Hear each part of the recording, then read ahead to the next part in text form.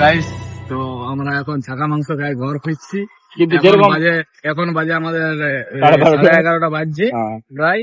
কিন্তু মহল দেখো, কেউ নাই একটা গাড়ি আসছে আগে দিক থেকে। এই সময় এদিকে ফিরে পারলো কেন না?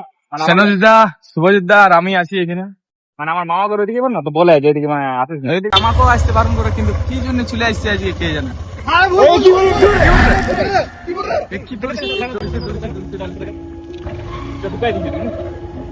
কি দৌড়িলো কি দৌড়ে পালাইলো? কি কিছু তো ছিল, কিছু তো ছিল, এখানটাই ছিল না? এখানেই ছিল।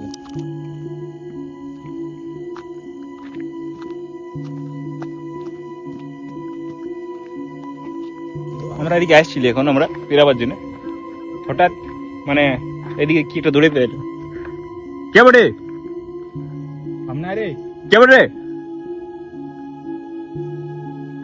সারা পাচ্ছি না, কিন্তু কিছু তো বটে দৌড়ে বের হলাম। মানে আমি কালো রঙের কিছু একটা দেখা পাই। আচ্ছা ওটা কি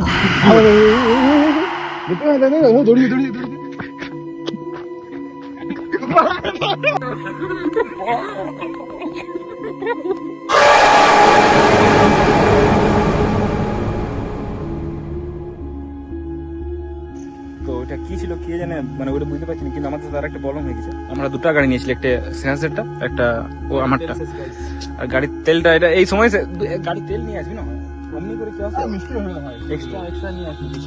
ওটা কি বলে কোনটা কি বলে কি বটে এই পেছনে যাওয়া ঠিক হবে? পেছনে যাওয়া না ঠিক হবে না, বহুত রাত হয়ে আওয়াজ তো কিছু নেই। তো আমাদের তো ঘরের দিকে যেতে হবে, আমাদের যাবি কি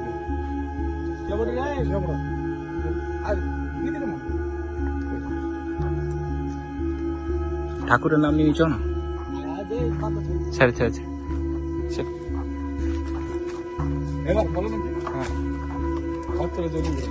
ঘরে ছিল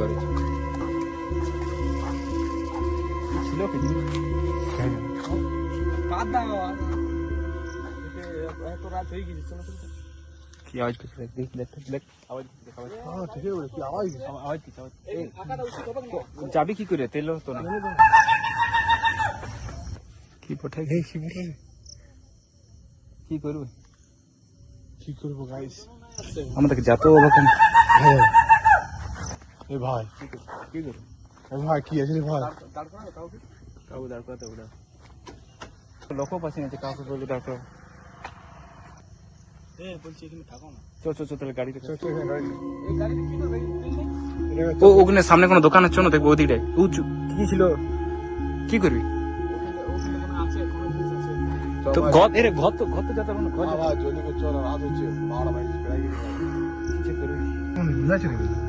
কষ্টটাই বুঝেছ না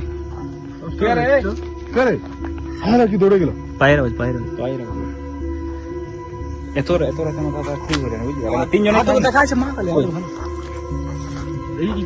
কে বটে এই যাওয়ার ঠিক হবে আমাদের? টর্চ চলা তিনজন আছি, চল নাই কিছু চল এই দিকটা থেকে আওয়াজ এসেছিল, যাওয়ার ঠিক হবে।